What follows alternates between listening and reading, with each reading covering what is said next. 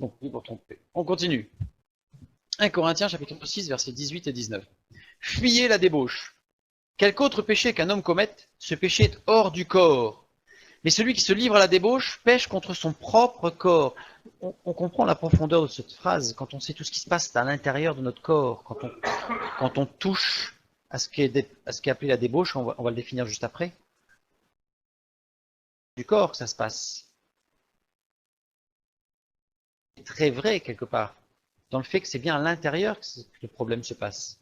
Ne savez-vous pas que votre corps est le temple du Saint-Esprit qui est en vous, que vous avez reçu de Dieu? Donc là, on a l'aspect spirituel, bien entendu, en plus. Rapidement, pourquoi Dieu prend toujours le cas de la prostitution pour écrire l'infidélité? C'est très très fort. En tout cas, fuis la débauche, porneia. Le mot porneia, on voit bien, ça y est, il suffit de l'entendre, on a compris. Fornication, homosexualité, mœurs des lesbiennes, relations avec des animaux. Globe tout. Aux règles propres. Ça vient de pornéo. Pornéo, ça veut dire quoi? Se livrer à une relation sexuelle physique illicite. Sans forcément pratiquer. Donc c'est vraiment l'acte, c'est le spectateur. C'est permettre à un autre de nous conduire vers la sexualité ou vers la débauche. Et ça va très très loin ce mot. Le pratiquant, je dirais entre guillemets, qui s'en nourrit est celui qui permet à un autre d'eux.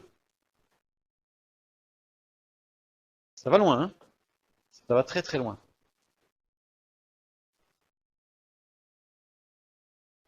Alors, la Bible dit de ne pas avoir de relations sexuelles avant le mariage. J'ai expliqué pourquoi avant le mariage.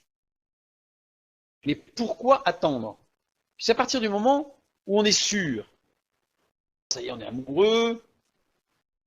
Il y a eu un peu de temps ou beaucoup, peu importe. Voilà, on est sûr. Donc c'est bon. Allons-y, puisque l'ocytocine, c'est ce qui va justement. Si j'ai une relation sexuelle en mariage, je vais m'attacher encore plus à ma fiancée là. Donc, c'est comme raisonnement. Regardons bien. C'est là que je redéfinis. Il faudrait que je... Bon, mais une relation sexuelle est un échange de caresses, voire plus, entre des partenaires pour en retirer. La mission, c'est pas moi qui l'ai donnée, c'est l'encyclopédie. C'est pas la Bible, c'est une encyclopédie. Relation sexuelle est un échange de caresses, voire plus, partenaires pour en retirer ou procurer une excitation ou un plaisir, entre guillemets, entre parenthèses, sexuel, puisqu'il n'est pas forcément sexuel dans le sens où chatouillement dans le bas du ventre. Ça, c'est une relation sexuelle. Par contact direct ou interposé. Ça reste l'un l'autre. Interposé, c'est-à-dire que on est au téléphone et puis l'autre il est loin, donc et hop, et je me caresse en disant que c'est toi qui me caresse, et en fait, vous voyez, donc ça c'est interposé, ça c'est pas le dire. Là aussi, avec un objet. Le coussin, le machin, bon, que sais-je. Ça englobe tout ça. C'est pas ma définition, c'est la définition encyclopédique. Parce que très souvent, quand on parle de relation sexuelle, c'est pénétration sexuelle. C'est très réducteur, puisque ça va beaucoup plus loin que ça. Et la parole de Dieu, la Bible, est très claire sur toute relation sexuelle.